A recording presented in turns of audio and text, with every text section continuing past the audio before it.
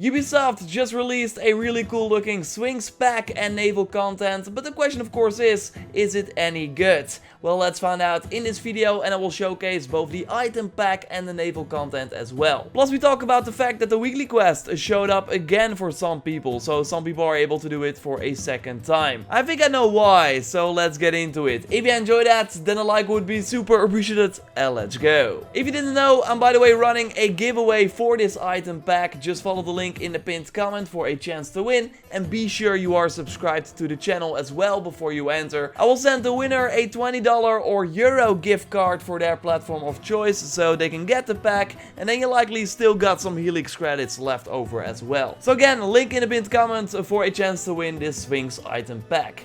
And yes, you want to win this pack because it looks really awesome. It has this cool crown, the nice white face paint. Maybe the followers of Ares will now accept you in their cult because it kind of looks similar. We of course got the awesome fur with the feathers. And I really like the different legs. One is silver and one is more bronze, but both with the feathers. It looks great as well when talking to people. You'll see the face paint as well because it's part of the chest. So you can see it in the cutscenes as well. And it is also awesome in combination with some hoods in the game, especially with the tracker hoods where you only see your eyes, and that is exactly the part where the paint is. The mount is a Pegasus variant, meaning that just like the Pegasus mount, it can jump off high mountains without dying. So you can just stay on horseback when traversing a mountainy area, while all the other horses of course don't survive after jumping from a high cliff. The speed from all the mounts in Odyssey is the same, but this is really the only difference, so it's cool to have a different version of that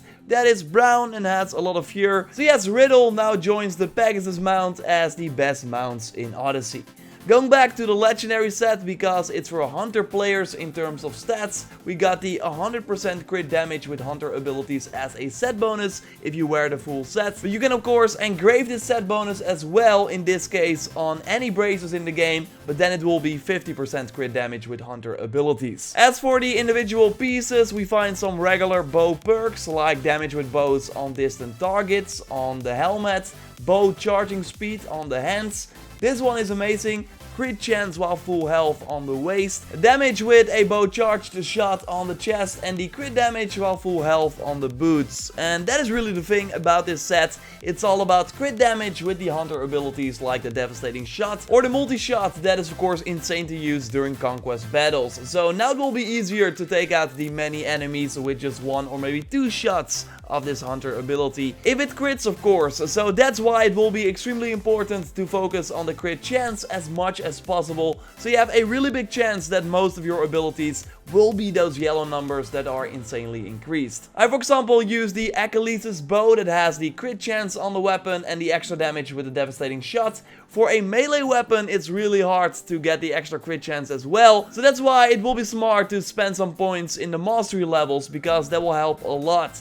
Going for the crit chance while full health mastery level, for example in the assassin section, or the regular crit chance in the hunter section will of course help a lot as well. First go for the full health perk though, as that number is of course higher, and you will be full health a lot of the times as a hunter of course, because you want to keep your distance and also try to dodge the incoming attacks. But you will of course still get hit from incoming arrows or something else, so that's why I also think that it's always nice to get the damage dealt restored as health as an engraving on the chest, and to spend some ability points in that mastery level in the warrior tab as well, because that will make sure that even when you get hit you will still be able to get back to full health, so the perks from the boots and the waist are still active most of the times. Other engravings I use on this set are to further enhance my crit chance or just the overall damage with your hunter abilities, so try and focus on that. The weapon does bring something else to the table though. It's a legendary staff. I'm always of course happy to see new staffs in the game because it's my favorite category, although this one is again for hunter players, just like the one we got recently from the Legacy of the First Blade episode 3. I really lost hope for a new legendary warrior staff that is not a Helix item. Fingers crossed for the Atlantis DLC, that is really our lost hope. But yes, this staff apart from the hunter damage also has fire damage as a perk and the plus 50% elemental buildup, but minus 25% physical damage perk. And that's actually great for hunters because you want to use your bow most of the times, so you don't really need that extra physical damage. Although I got to say that thanks to the enhanced crit chance and the crit damage and the fire damage, you can still do some nice hits when attacking the enemies with this staff, especially if they are crits. So yes, you want to use your flaming attacks ability as often as possible, so you always have the enhanced fire damage with the extra elemental build up, so you make sure that the enemies catch fire faster, and it can be nice in the conquest battles where you might not be able to hit all the enemies all the time, so to have them burn and eventually die can be really nice. You can of course enhance this even more by putting other elemental build up perks on weapons, like the elemental build up with the hunter abilities legendary perk from the JorRaptor spear.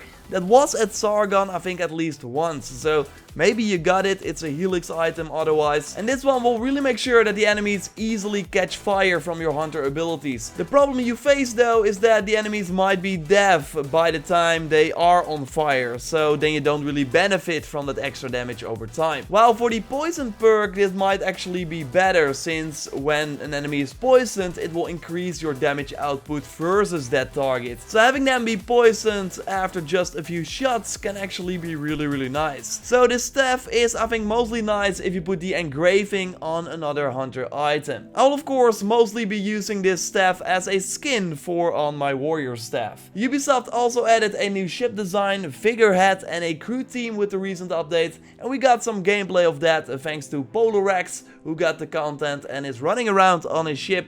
The crew team is female and looks kinda decent. I do love the ship design a lot though. As you might know, I'm really a fan of the color red, so seeing this is really cool. And you likely already see it, right? The best part of this new naval pack, the cool Sphinx figurehead, looking very awesome. So yes, I will try and get that from an Olympian gift for sure. That does mean that there's less chance to get the Hades Lieutenant, but I always had a feeling that there was no chance at all to get that one. We will of course try and get that one at the end of this video. So yes, cool looking armor and nice mount. Again, link to the giveaway in the pinned comment, and we'll announce the winner soon. You can of course also get these packs in the Olympian gifts at Sargon by spending your orichalcum, and there was something interesting going on with the weekly contract, by the way. So after the recent 1.20 update, the weekly bounty actually disappeared for everyone from the looks of it. I only needed to kill one more enemy with a torch and thought, oh, I will do that some other day.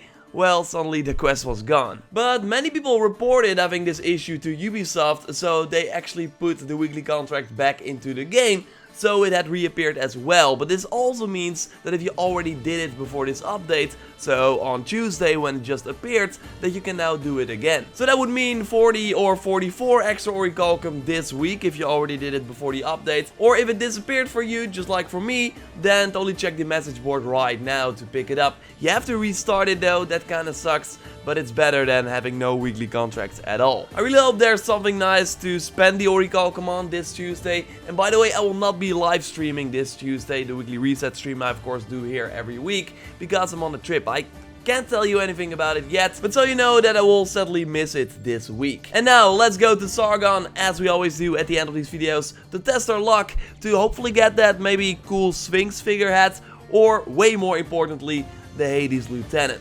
So yes, Sargon, like I said, I hope you have a better selection next, or actually in one day and 23 hours. That's actually pretty soon.